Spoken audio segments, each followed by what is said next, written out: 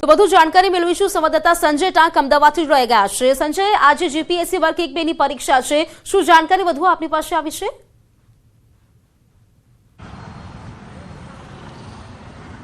બિલકુલ, આજે જીપીએસસી વર્ગ 1 અને વર્ગ 2 ની પરીક્ષા છે અને હાલ પરીક્ષા કેન્દ્રના હું એ દ્રશ્ય આપને બતાવવાનો પ્રયાસ કરીશ। 21 જિલ્લાઓમાં 405 જેટલા કેન્દ્રોમાં આ પરીક્ષા લેવામાં આવશે અને 244 જેટલી જગ્યાઓ માટે 97,000 જેટલા ઉમેદવારો જે છે તે આ પરીક્ષા આપવાના છે।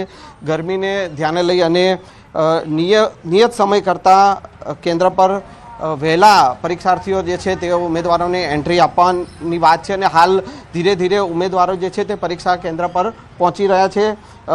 ગેરરીતિ અટકાવવા માટે સીસીટીવીથી કેન્દ્રોને સજ્જ કરવામાં આવ્યા છે અને ઉમેદવારો છે તેઓ પાસેથી પણ આપણે જાણવાનો પ્રયાસ કરીશું કેટલાક ઉમેદવારો જે છે તે પરીક્ષા કેન્દ્ર પર પહોંચ્યા છે। બેન, પરીક્ષા છે, કેવી તૈયારી છે? સારી છે। ખાસ વ્યવસ્થાની અને ગરમીને લઈને વહેલી એન્ટ્રી આપવાની વાત છે, સાથે સાથે ગેરરીતિ અટકાવવા માટે પણ સીસીટીવી રાખવામાં આવે છે। હા, બધું તૈયારી છે। ક્યાંથી આવો છો તમે? બેસિકલી જુનાગઢ છું ડિસ્ટ્રિક્ટ અને જોબ અહીંયા કરું છું, તો અમદાવાદ ડિસ્ટ્રિક્ટ સિલેક્ટ કરેલું છે એક્ઝામ સેન્ટર માટે। વર્ગ 1 અને 2 માટેની આજે પરીક્ષા છે, ક્યાંથી આવો છો, કેવી તૈયારી? લોથલ ગામથી આવે છે, તૈયારી સિલેબસને ધ્યાનમાં રાખીને કરેલી છે। અગાઉ કોઈ આપેલી છે ખરી એક્ઝામ? તમે શું સર્વિસ કરો છો? ના, સર્વિસની તૈયારી કરીએ છીએ। કેટલા સમયથી તૈયારી કરો છો? 1-2 વર્ષ। ગેરરીતિઓ થતી હોય છે એને અટકાવવા માટે આ વખતે પણ ખાસ વ્યવસ્થા સીસીટીવીની વાત છે, સાથે સાથે સાદી ઘડિયાળ પહેરીને જ ઉમેદવારો જઈ શકે। જીપીએસસી બોર્ડમાં તો સીસીટીવી પહેલાંથી હોય જ તો આમાં હશે। અન્ય જે છે ઉમેદવાર ભાઈ છે, ક્યાંથી આવો છો?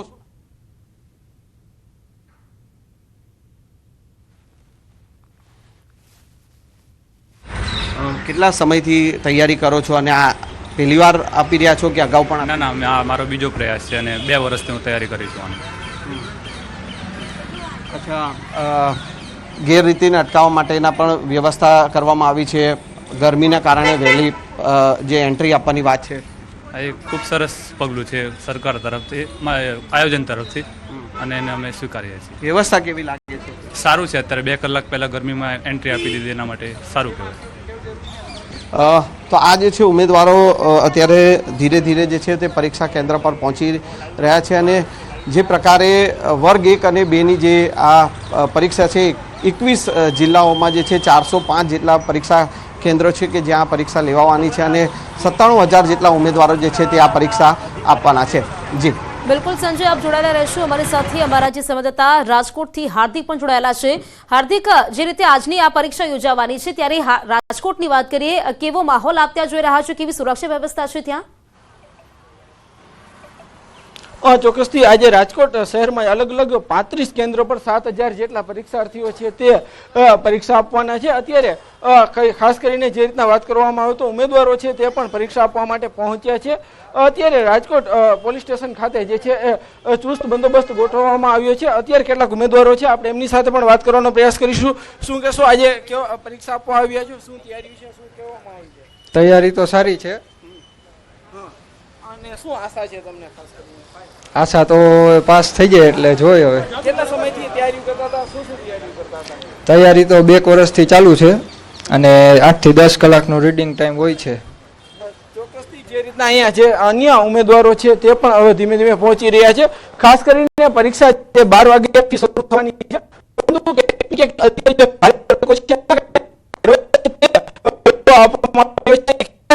જે છે ઉમેદવારો અત્યારે અહીંયા પહોંચ્યા છે, આપણે એમની સાથે પણ વાત કરવાનો પ્રયાસ કરીશું। ખાસ કરીને આ પરીક્ષા છે તે આજે પરીક્ષા આપનાર ઉમેદવારો માટે ખૂબ જ મહત્વની છે। આ ઉમેદવારો દ્વારા જે છે છેલ્લા ઘણા સમયથી તૈયારીઓ કરવામાં આવતી હતી। બેન, શું કહેશો, આજે કેવી તૈયારીઓ છે અને આજે એક્ઝામ દેવા માટે આવ્યા છો?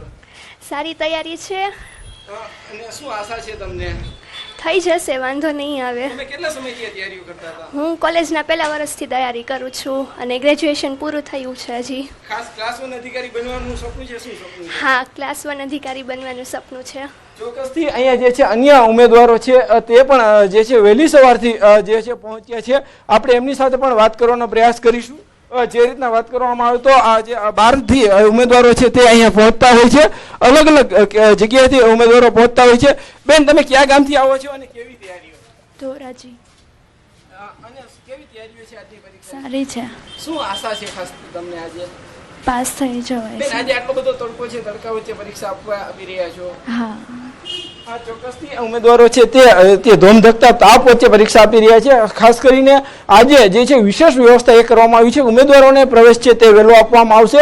12 વાગ્યે પેપર શરૂ થશે. 12 થી 3 વાગ્યા દરમિયાન આ પેપર છે તે ચાલુ રહેશે. જી બિલકુલ હાર્દિક, આપ જોડાયેલા રહેશો. અને સંજય, આપનો આભાર જાણકારી આપવા માટે. તો પાણીની બોટલ સાથે રાખવાની છૂટ આપવામાં આવી છે, કારણ કે કાળઝાળ ગરમી વચ્ચે આજે ઉમેદવારો છે તેઓ પરીક્ષા આપશે. ત્યારે લગભગ વાત કરીએ તો 12 વાગે આ પરીક્ષા છે તે શરૂ થશે. તેની પહેલા 1.5 કલાક પહેલા તમામ લોકોને એન્ટ્રી આપવામાં આવશે. રાજકોટથી અન્ય સમાચાર. ગોંડલ હની ટ્રેપની કેસમાં પદ્મિની બા સહિત 4 લોકો ઝડપાયા. ગોંડલના રમેશભાઈ નામના શખ્સને ફસાવી દેવાની ધમકી આપી હતી. 8 લાખ પડાવવા માટે આરોપીઓ દ્વારા ધમકી આપવામાં આવી હતી. રાજકોટની તેજલ છૈયા, પદ્મિની બા વાળા સહિત 5 વ્યક્તિઓ સામે B ડિવિઝનમાં ફરિયાદ નોંધાઈ હતી. જોકે તેજલ નામની મુખ્ય મહિલા આરોપી હજુ પણ પોલીસ પકડથી દૂર છે. પદ્મિની બા વાળા અને તેના પુત્ર સત્યજીતસિંહ, ગિરિરાજસિંહ વાળા, શ્યામ સંજયભાઈ રાયચુરા સહિત તથા હિરેન હિતેશભાઈ દેવળિયાની ધરપકડ કરી વધુ પૂછપરછ હાથ ધરી છે. આ ઘટનાની મુખ્ય આરોપી તેજલ છૈયા ફરાર થઈ ગઈ છે. તો ત્યારે વાત કરીએ તો 8 લાખની માંગણી કરી વારંવાર જે ધમકી આપવામાં આવતી હતી તે આ મામલે ફરિયાદ નોંધાઈ હતી. આ ફરિયાદ બાદ પદ્મિની બાને ઝડપી લેવામાં આવ્યા છે. સહિત 5 લોકોની પણ ધરપકડ કરવામાં આવી છે. જોકે આ કૌભાંડનું જે મુખ્ય આરોપી છે તેજલ છૈયા તે ફરાર છે. તેમની શોધખોળ હાથ ધરવામાં આવી છે. ગોંડલ હની ટ્રેપ કેસમાં તપાસ તેજ થઈ છે. પદ્મિની બા તેમજ તેમના પુત્રો સહિત 4 લોકોને ઝડપી પાડવામાં આવ્યા છે.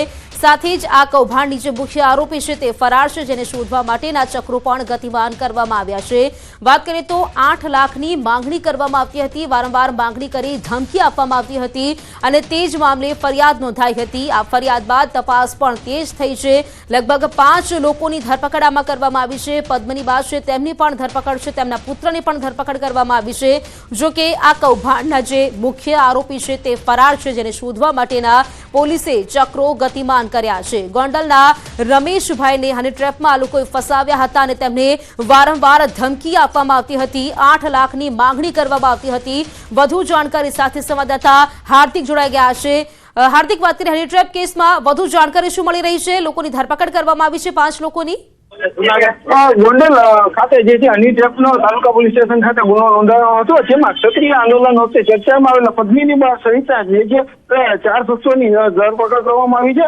ખાસ કરીને જે રમેશભાઈ નામના જે વ્યક્તિ છે તેમની પાસેથી હની ટ્રેપમાં તેમને ફસાવીને 8 લાખ રૂપિયાની માંગણી કરી હોવાની ફરિયાદ જે છે એ નોંધવામાં આવી છે. છેલ્લા 2 દિવસથી ગોંડલ તાલુકા પોલીસ સ્ટેશન ખાતે જે છે પદ્મિની બા સહિતના જે તેમના પુત્ર સહિતના જે 4 શખ્સો છે તેમની ધરપકડ કરવામાં આવી છે. ટોટલ આ ફરિયાદ છે 5 શખ્સો વિરુદ્ધ નોંધાણી છે, જેમાં જે આ કેસનો મુખ્ય આરોપી છે મહિલા તેજલબેન છિયા તે હજુ પોલીસ પકડથી દૂર છે. તો પોલીસ દ્વારા જે છે તેમના પણ ઝડપવાની તજવીજ હાથ ધરવામાં આવી રહી છે. બીજી તરફ આજે અન્ય 4 આરોપીઓ ઝડપાયા છે, તેમને કોર્ટમાં રજૂ કરી અને રિમાન્ડ જે છે આગામી સમયમાં પોલીસ દ્વારા માંગવામાં આવી શકે છે. પરંતુ સૌથી ચર્ચાસ્પદ નામ છે તે પદ્મિની બા જાડેજાનું છે, જેઓ પર આક્ષેપ છે જે છે તેમને ખાસ કરીને હની ટ્રેપમાં ફસાવ્યા હોવાનો આરોપ તેમના પર થયો છે. ત્યારે આ મુદ્દો છે તે હાલ રાજકોટભરમાં ચર્ચાનું કેન્દ્ર બન્યો છે. જી બિલકુલ હાર્દિક, આભાર આપનું જાણકારી આપવા માટે. વડોદરામાં કેનાલમાં ડૂબવાનો વધુ એક કિસ્સો સામે આવ્યો છે. તેમાં ગોરવાની કેનાલમાં ધોરણ 4 નો વિદ્યાર્થી લાપતા થયો છે. મિત્રો સાથે રમતા રમતા બાળક કેનાલમાં પડી ગયું, ત્યારે ફાયર બ્રિગેડે શોધખોળ શરૂ કરી છે. કોર્પોરેટરના ભત્રીજા સહિત 1 મહિનામાં 4થો માસૂમ લાપતા થયો છે. કેનાલ પર ફેન્સિંગ લગાવવા નાગરિકોએ અનેક વખત રજૂઆતો પણ કરી ચૂક્યા છે. અમદાવાદના નરોડાના મુક્તિધામ નજીક એક ફ્લેટની લિફ્ટ તૂટી જતા અફરાતફરી મચી ગઈ હતી. દેવાશીષ સ્કાય નામના ફ્લેટમાં આ ઘટના બની છે. અચાનક લિફ્ટ તૂટી જતા સ્થાનિકો લિફ્ટમાં ફસાયા હતા. ભારે જહેમત બાદ તમામ લોકોને બહાર કાઢવામાં આવ્યા છે. લિફ્ટના દરવાજા તોડીને તમામને બહાર કાઢવામાં આવ્યા. સદનસીબે કોઈ જાનહાની નથી થઈ. તો વલસાડની પારડી પાલિકાની સામાન્ય સભામાં રાષ્ટ્રગીતનું પણ માન ન રખાયું હોવાનો આક્ષેપ થયો છે. સભા સમયે સભ્યો રાષ્ટ્રગીત ગાઈ રહ્યા હતા. તે સમયે વિરોધ પક્ષના નેતા ટેબલ પર ચડી હંગામો મચાવ્યો હતો. ચૂંટણી બાદ પાલિકાની પહેલી સામાન્ય સભા મળી હતી અને તેમાં જ વિપક્ષના નેતા બિપિન પટેલે ચાલુ રાષ્ટ્રગીતમાં હોબાળો કરીને ટેબલ પર ચડી ગયા હતા અને રાષ્ટ્રગીતની પણ અવમાનના કરી હતી. પારડી પાલિકામાં ભાજપ પૂર્ણ બહુમતીથી સત્તામાં આવ્યું છે, જ્યારે કોંગ્રેસના માત્ર 4 જ સભ્યો ચૂંટાયા છે. આ તરફ સત્તાધારીએ રાષ્ટ્રગીતનું અપમાન કર્યું હોય તેવો બિપિન પટેલ પર આક્ષેપ છે. વલસાડના સાંસદ સાથે જ વલસાડ સાંસદ ધવલ પટેલે બિપિન પટેલ સામે રાષ્ટ્રદ્રોહનો ગુનો નોંધવા માટેની રજૂઆત પણ કરી છે. ભારતીય રાષ્ટ્રીય ગીતનો જનગણમનનો ઉપયોગ કરીને એમણે ભારતીય રાષ્ટ્રીય ગીતને ચાલુ સામાન્ય સભાની મિનિટ્સના અંદરમાં ચાલુ વંચાણીના અંદરમાં એમણે ઊભા થઈને પ્રોટોકોલનો ભંગ કરીને સીધું રાષ્ટ્રીય ગીત ગાવાનું ચાલુ કરી નાખ્યું છે. એમની પર રાષ્ટ્રદ્રોહનો ગુનો લાગવો જે કરે છે. આપણું જયારે નેશનલ એન્થમ ચાલતી હોય ને ત્યારે આ રીતના એને અટકાવવાનો પ્રયાસ કરે, ધમાલ કરે, કોઈ પણ સંજોગોમાં ચલાવવામાં આવશે નહીં. તો વડોદરામાં ભાજપ કાર્યકર સંમેલનમાં ધારાસભ્ય યોગેશ પટેલનો કટાક્ષ. આપણા નવા પ્રમુખ આવ્યા બાદ કોર્પોરેશનમાં ઘણી માથાઝીંકો ઓછી થઈ ગઈ. કોર્પોરેશનમાં પહેલા કોઈ પણ દરખાસ્ત આવે તો કામ ન થાય, દરખાસ્ત મુલતવી રહે, ફરી પાછી દરખાસ્ત આવે અને પછી પાસ થઈ જાય. નવા પ્રમુખે ચોખવટ કરી દીધી છે કે જે પણ દરખાસ્ત આવે તે મંજૂર કરી લેવી. અત્યારે જે રાજકીય સ્થિતિ ઊભી થઈ છે તેમાં પાલિકાની ચૂંટણીમાં અનેક લોકો ઊભા થશે. જેમને ટિકિટ નહીં મળી તેવા પણ ઊભા થશે. પછી સમજાવીશું તો બેસી પણ જશે. કોર્પોરેશનની ચૂંટણીને હવે 4 મહિના રહ્યા છે, તો નવેમ્બરમાં કોર્પોરેશનની ચૂંટણી આવશે. આપણા નવા પ્રમુખ આવ્યા પછી તો ઘણી માથાજીક ઓછી થઈ ગઈ છે. કોર્પોરેશનમાં પહેલાં દરરોજ જે કંઈ કોઈ બી દરખાસ્ત આવે તો મુલતવી રહે, ના કામ થાય, પાછું ફરીથી આવે, ફરી પાછી પાસ થઈ જાય. એ તો એમને ચોખવટ કરી દીધી છે ભાઈ, જે બી દરખાસ્ત આવે એ પાસ કરી દે. અમદાવાદ મહાનગરપાલિકા કમિશનરની અધ્યક્ષતામાં સંકલન સમિતિ બેઠક યોજાઈ હતી, જેમાં અમદાવાદ શહેરના ધારાસભ્યો અને સાંસદો હાજર રહ્યા હતા. બેઠકમાં વીએસ હોસ્પિટલમાં થયેલા કૌભાંડનો મુદ્દો ચર્ચાયો. કૌભાંડ મુદ્દે કોંગ્રેસના ધારાસભ્ય ઇમરાન ખેડાવાલાએ યોગ્ય તપાસ કરી જવાબદાર અધિકારીઓ સામે પોલીસ ફરિયાદ દાખલ કરવા માંગ કરી છે. આ સાથે ઇમરાન ખેડાવાલાએ આરટીઆઈ એક્ટિવિસ્ટની માહિતી પર કંટ્રોલ કરવાની રજૂઆત પણ કરી હતી. સુરત મહાનગરપાલિકાના કરેલા પરિપત્રનો અમદાવાદ મહાનગરપાલિકા પણ અમલ કરે તેવી માંગ કરી છે. સુરત મહાનગરપાલિકાના અંદર આરટીઆઈ કરવાવાળાના વિરોધમાં એક પરિપત્ર કરવામાં આવ્યું છે કે વારંવાર એક ને એક વ્યક્તિ જે કોઈ બાંધકામ થતું હોય કે કોઈ જગ્યાએ અનનેસેસરી જેને કોઈ મતલબ ન હોય તેવી વ્યક્તિઓ આરટીઆઈ કરતી હોય છે, તો એને રોકવા માટે સુરત મહાનગરપાલિકાએ પરિપત્ર કર્યો છે. તેવો જ પરિપત્ર અમદાવાદ મ્યુનિસિપલ કોર્પોરેશનના અંદર થવો જોઈએ.